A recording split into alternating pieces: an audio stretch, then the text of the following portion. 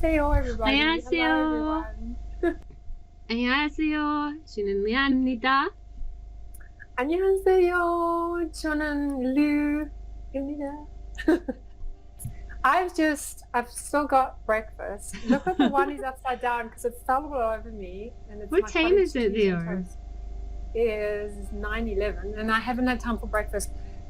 Okay, so I am here today to chat to Lean about something that we haven't mentioned before. And before I start, I want to say, Lean, 괜찮아요? Are you going to be fine with this? Are you 네. cool with it all? 네. So we're going to chat a little bit today about something Lean wants to talk about. It's also something that we're working with in our film scripts.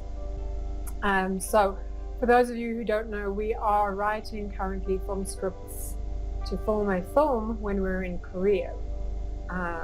Something we have not mentioned is we were supposed to be in Korea in September this year, but we're actually going in spring of next year. Yep. So it gives us more time to work on our film scripts. We've both had challenges that has kept us from, keeping that commitment to go this year. So today we're going to talk a little bit about Attorney Woo, the TV series, and we're also going to talk about how that ties into our film scripts, a film script we've been working on, and how it ties into Lean.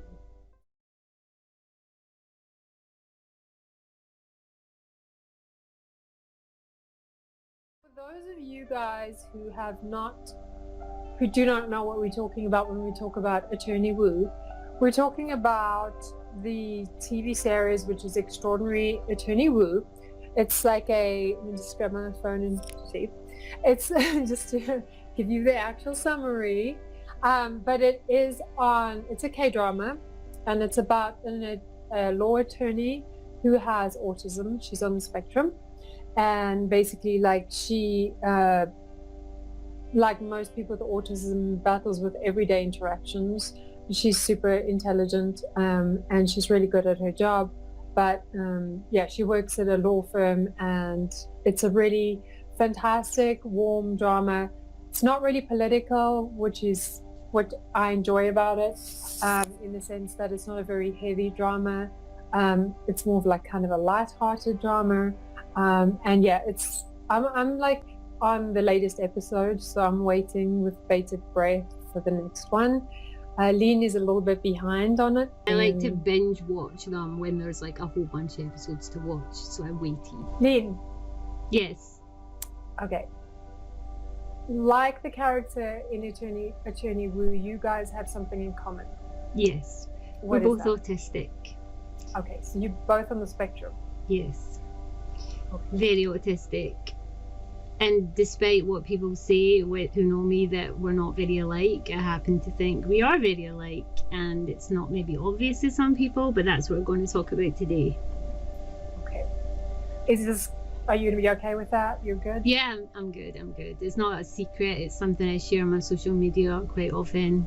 And I'm in plenty of support groups for people who are younger than me that need some support with autism. So I'm cool with it. I'm fine. Okay, great. Perfect. So, let's talk a little bit about you first before we go into Attorney Woo. Tell me a little bit about your childhood being somebody who's on the spectrum.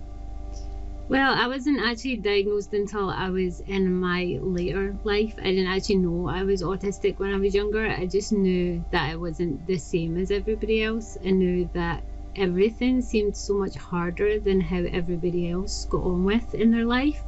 Yeah. I knew that I was the weird kid because kids would tell me I was the weird kid.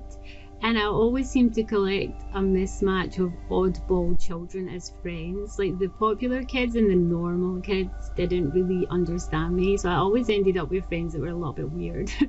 And that's my first indication that I wasn't like everyone else. But I didn't know what it was. I just knew that I wasn't like everyone else. So I don't know much about autism or people on the spectrum. You're my first friend that I've had that was someone with autism. So can you tell us a little bit about what signs you had that showed that you were possibly autistic? and that the challenges that and how you've changed since then? Okay, so autism is like having a different brain wiring. It's like you operate on Windows 10 and my brain works like a Mac. We both function in life, but you just do things differently to me. You have a different dashboard. You have different keys to input commands. And when I was younger, realizing that my prompts were different from other people's prompts was like the first clue. Realizing that the way they processed information, the way they understood things, was the eye-opener.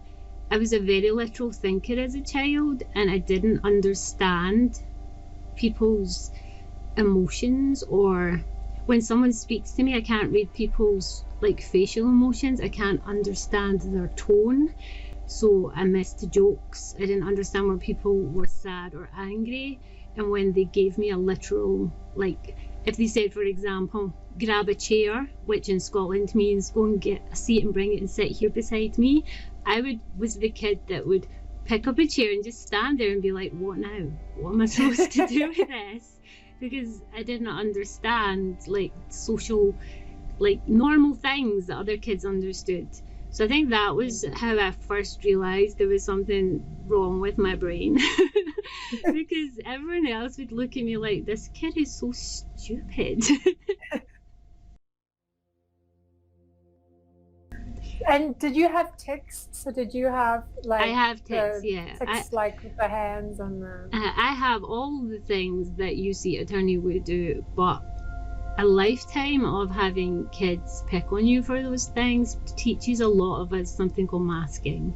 And masking is when you teach yourself to put forward a normal presentation as a person that includes controlling your text, controlling your mannerisms, controlling your hands, because yes, I'll walk around with my hands up all day long. I'm a very finger person, but controlling them. I have facial tics too, which is when I'm tired they come out more.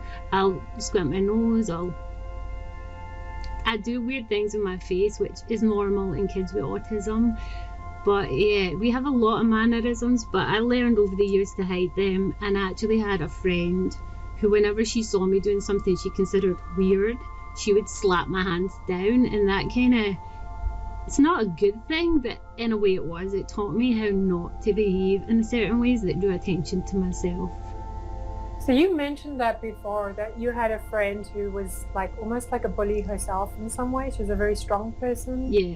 And she reminds me a lot of Attorney Wu's best friend, actually. I laughed when I seen who she ends up best friends with, because it was literally practically the same thing.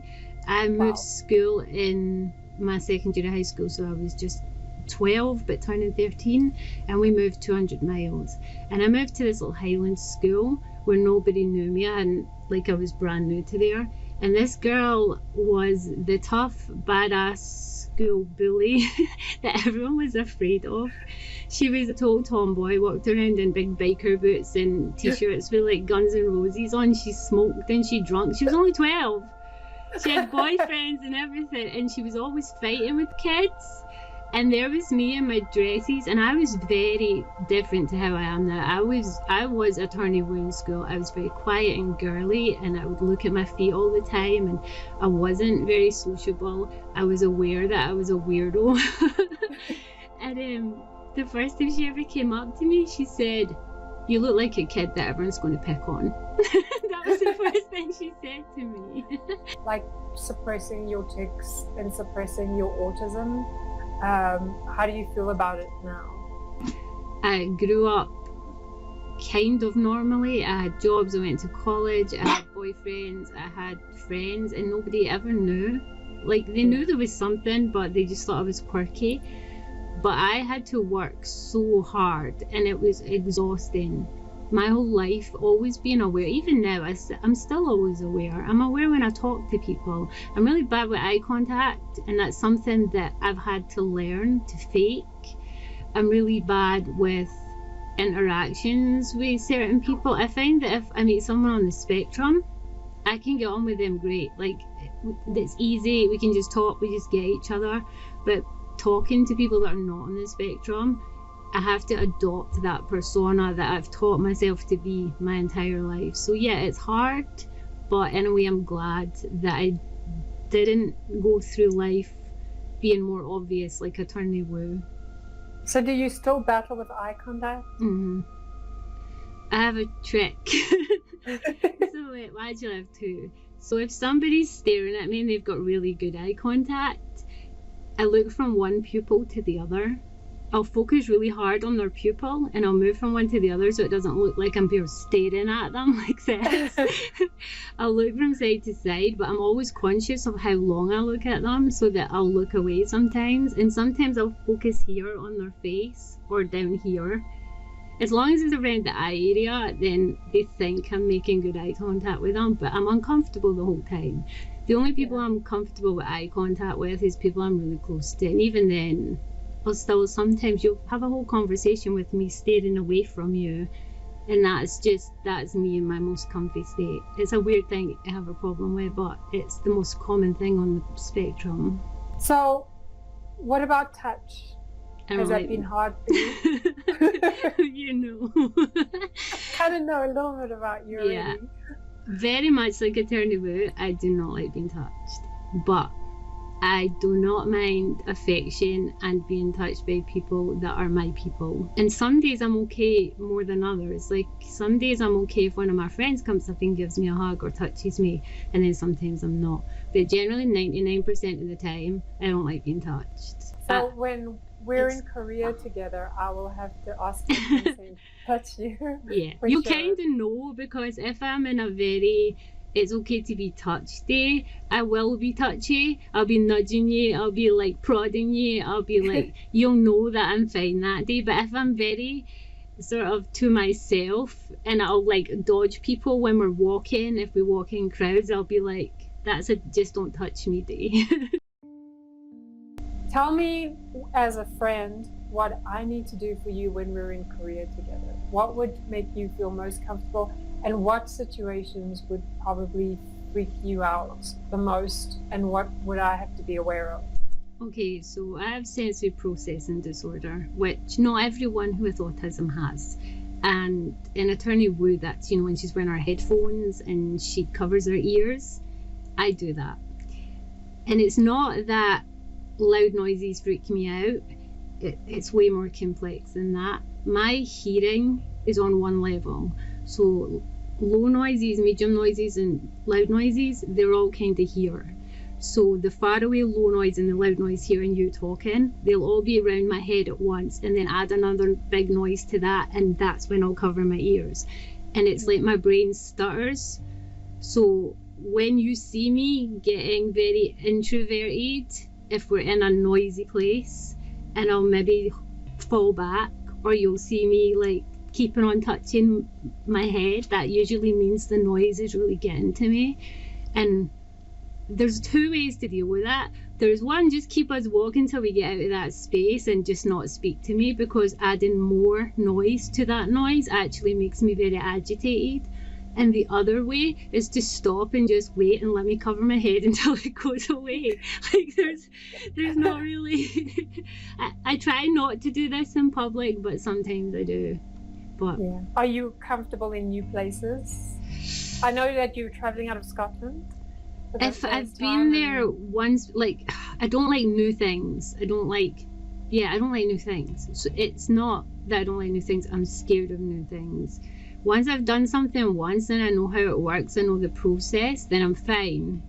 But doing something new for the first time, my anxiety kicks in, and it makes me that I just don't know what to do. Like I can't think straight.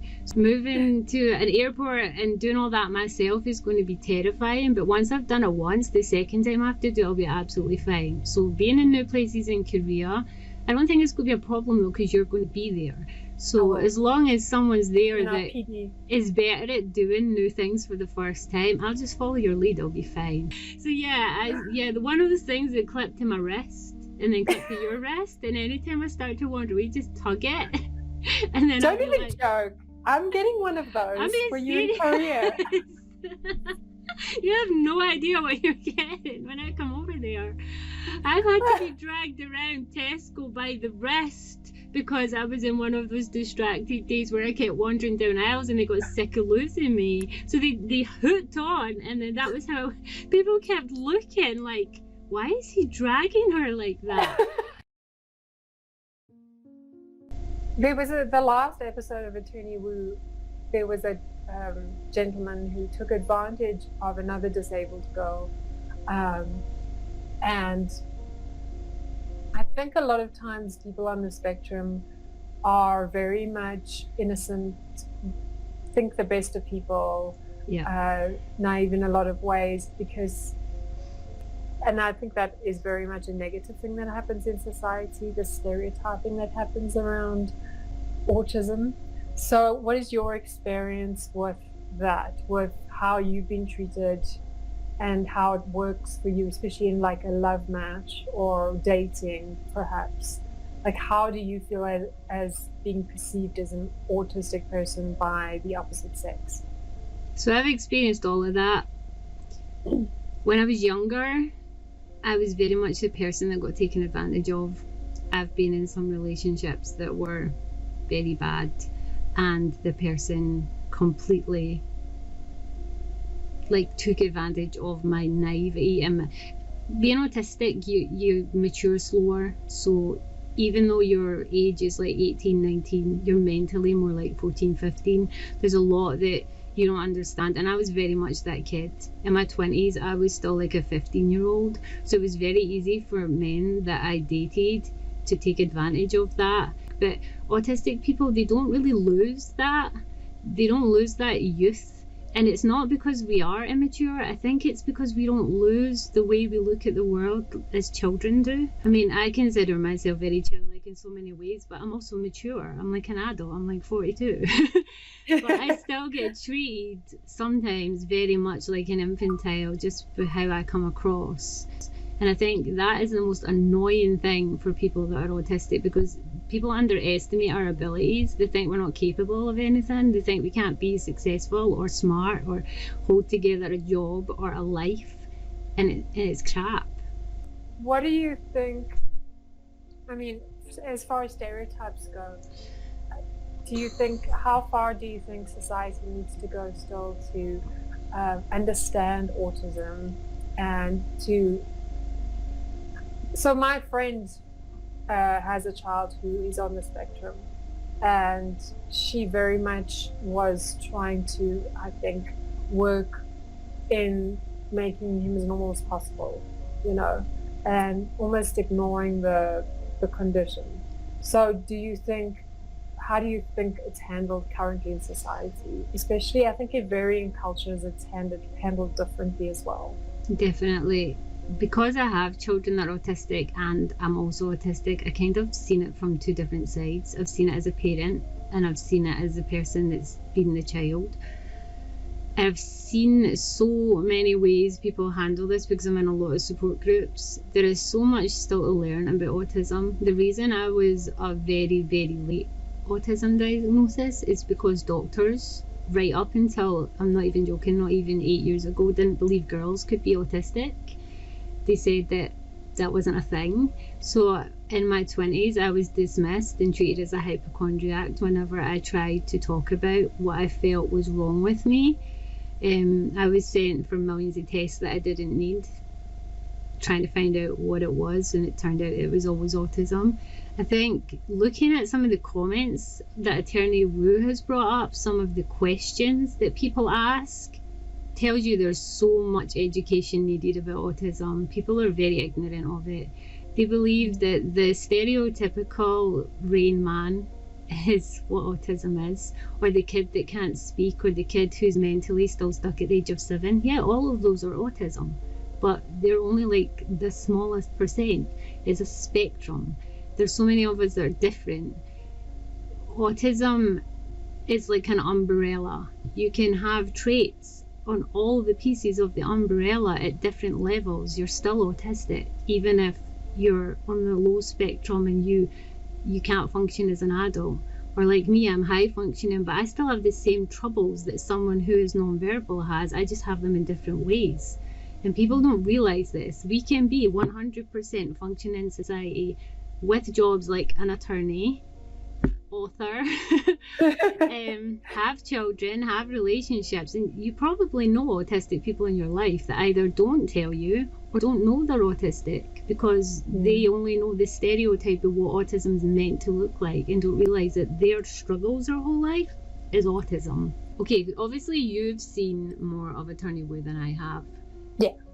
And as somebody that you know a little bit about autism but you don't know like a lot about autism, how do you think the drama's doing in terms of portraying someone on the spectrum, given that you know someone like Attorney Woo? I think it's doing a really good job. It's beautifully written. It's very solid. There's no plot holes within the K-drama itself. Every episode is really well thought out. And I love the fact that they have brought in her obsession with whales and dolphins and sea life, because it reminds me of you in some ways.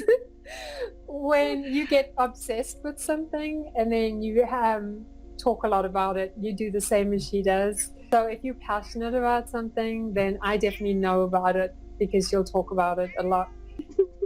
Kind of like, so you love your resin, your craft stuff, your resin work, and handbags, making bags, making handbags, and it used to be unicorns and rainbows too.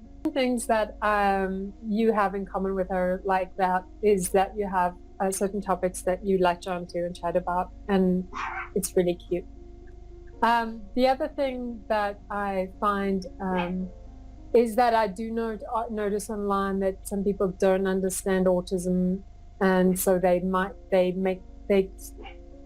kind of like imitate herself, like not the things she says, but maybe her tics or the way she walks and stuff like that. And that for me is just a little it doesn't sit right completely with me, because the series is about bringing awareness to autism and not have people make fun of autism.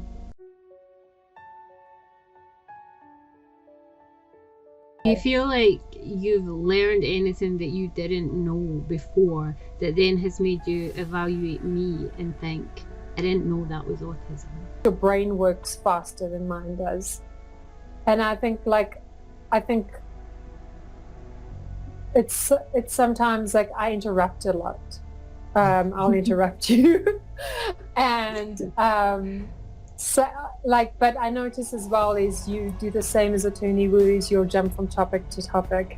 And so I'm getting used to that, and I love that. Like we'll be talking about, I don't know, plants, and then you'll just jump completely into something new.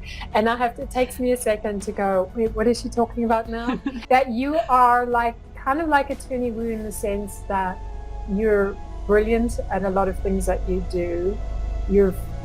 When you write a book, you can write much faster than someone else. Your brain processes everything a lot quicker than most other people. Yeah. So do you think that is because of your autism? Definitely. When I was younger and I was convinced I was a stupid kid, because you go through your life being the weirdo and you're slower at taking things in, I was 100% convinced it was because I was thick. And then I had an IQ test because they seen that I was quite good academically, even though I seemed to be slow in everything else, like slow in social circumstances, slow in how I learn things. I'm a visual learner, so I have to have it like on a board or in a book. I can't hear and learn.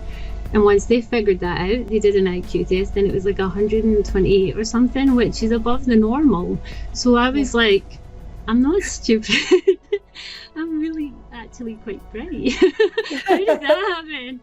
And then I started to realize that I had strengths that other people didn't have. I think the biggest gift, when it comes to writing is how I analyze people.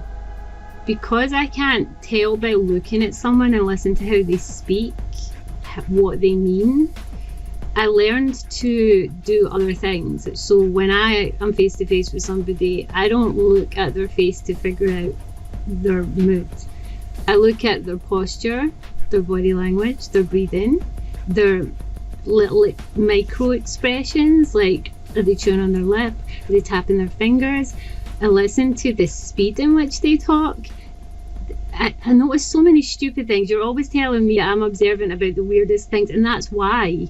Because I can't read the thing you're supposed to read, so I had to learn to read everything else around it. So when I write books, now when I describe characters, everybody's pointed out that my descriptions of mannerisms and emotions and the psychology is so spot on, and that's why.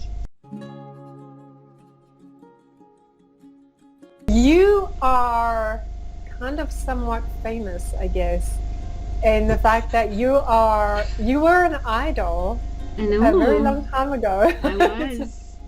I was like female BTS. Yeah, I was.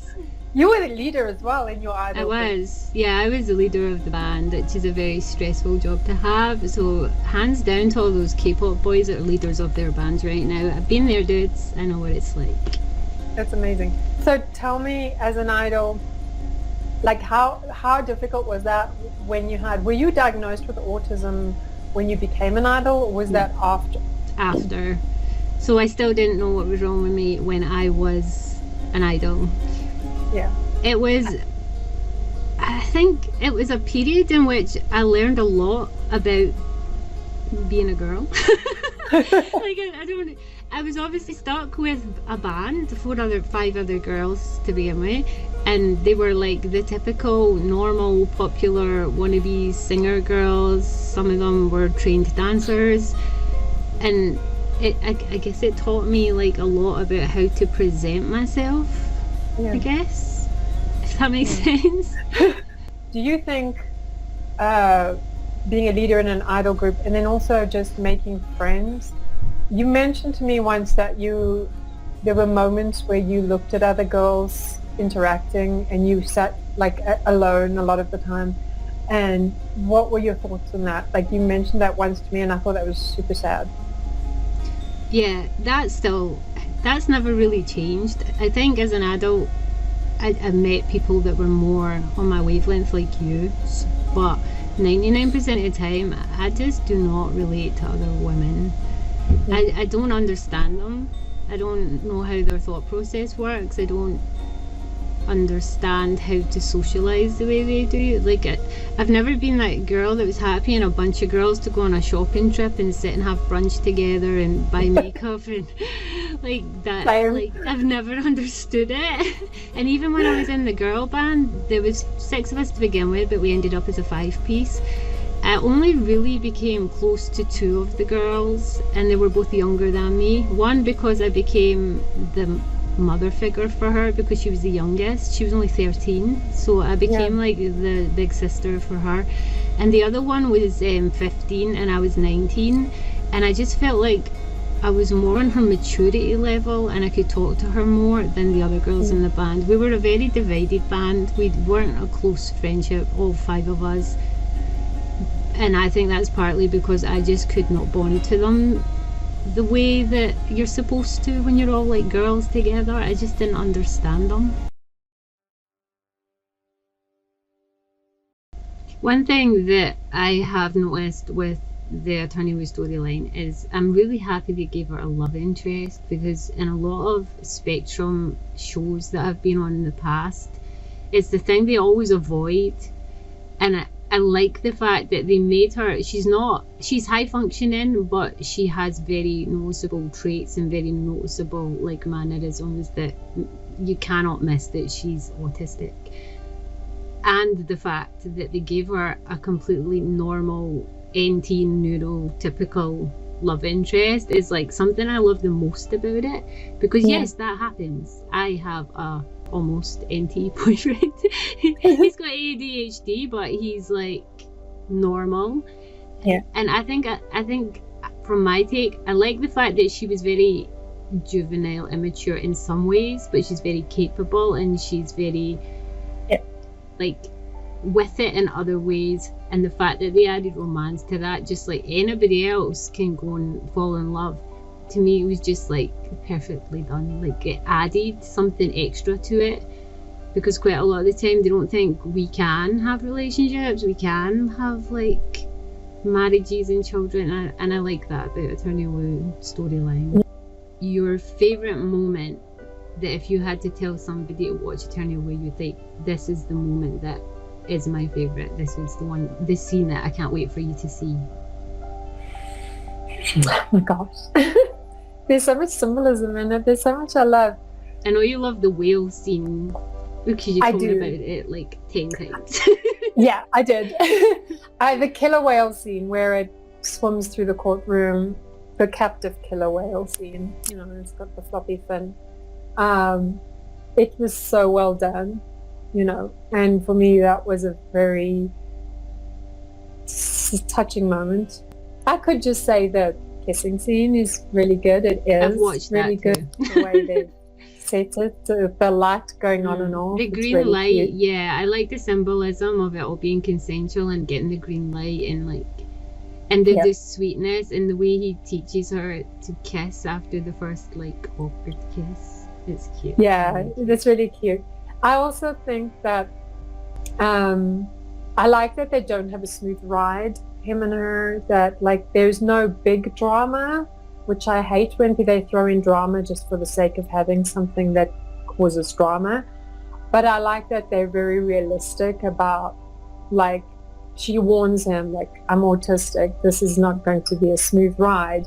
You know, I like the scene where they hold hands and she can only hold hands for a certain amount of time and then she freaks out a little. Do you know something? That reminds me of you. Yeah, I was going to say that. I actually had this conversation with Ross the other day. There's only so long I can take him touching my skin. Like if he's being affectionate and he like takes my hand, or if he puts his hand on my leg and he like strokes my skin with his thumb, I can only take it for like not even a minute, like I'll for so long, and then I'll be like, right, enough now.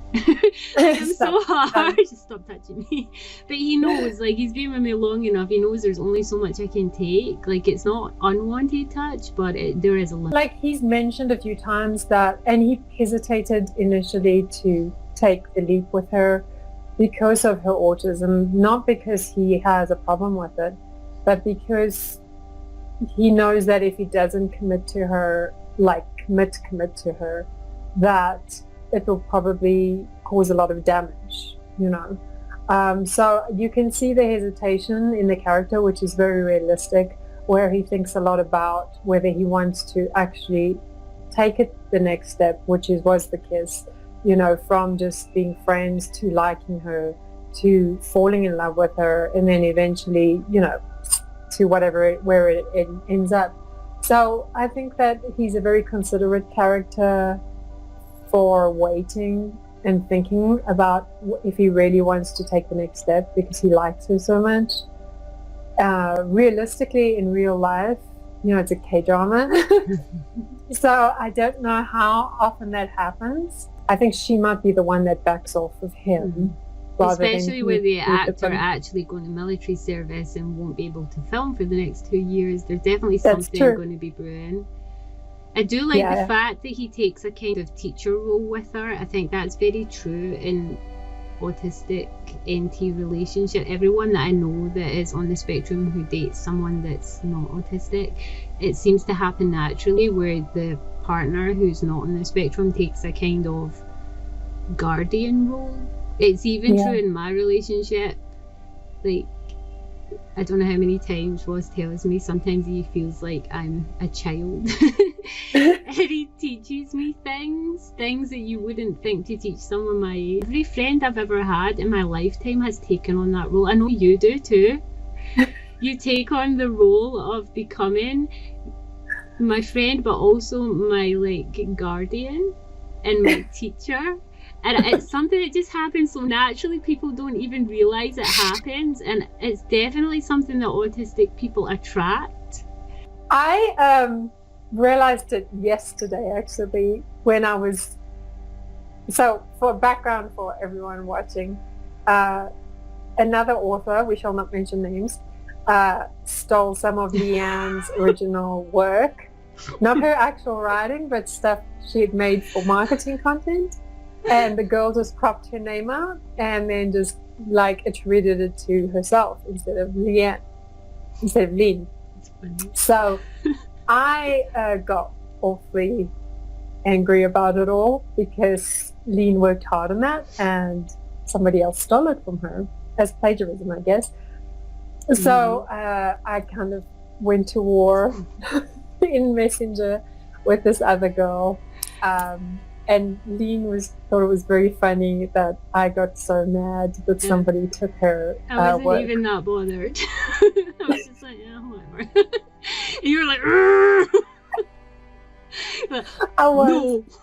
I accomplished what I set out to do, though. She did apologize. She did. And she did attribute the She work did. to you. And so she has edited and fixed up her Instagram and said, okay, Lean's the original creator of this. Don't you be touching my child stuff. It's going to be like that in Korea. I'm I sure already you know this. that. I already know this. I'm going to be like a mama bear.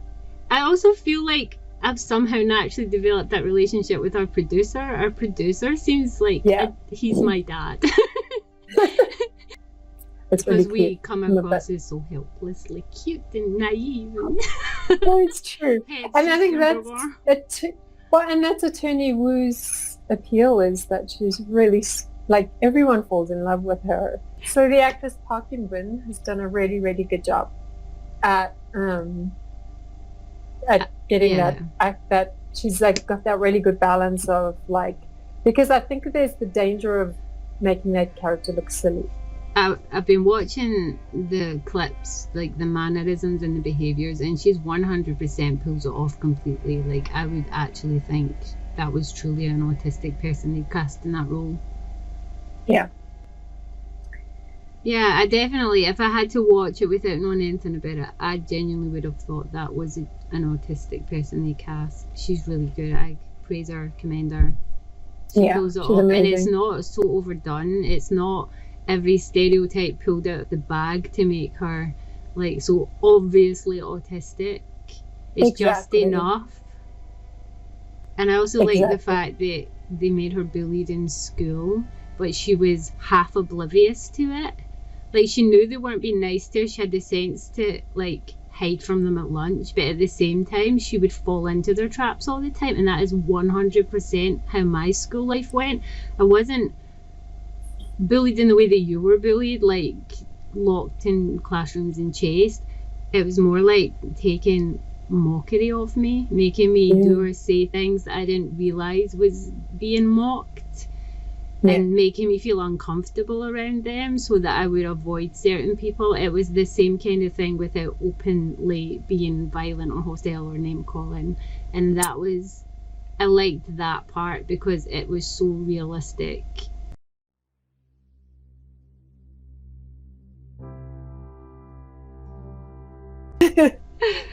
Okay, so let's talk about the film script we're doing. So we did a film script. We've been working on a film script now for, what has it been, 6 months? That actually is about a character who's on the spectrum. Yep. Obviously, the film script is set in Korea. Mm-hmm. So Lean is the one that's going to be writing the first draft on that. We're just starting the actual first draft now, but we have planned it out and spoken about it for months now.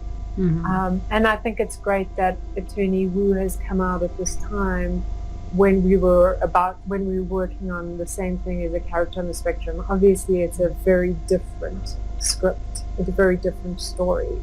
So Lean, do you want to talk a little bit about that script? Yeah, okay, so obviously we had the chat that bringing autism into a script was something that we might want to do because of me. Because it is such a subject that not many people, I was going to say not many people wanted to write about, and then Attorney Wu happened and it seems to be coming out of the woodwork. I've seen so many stories now.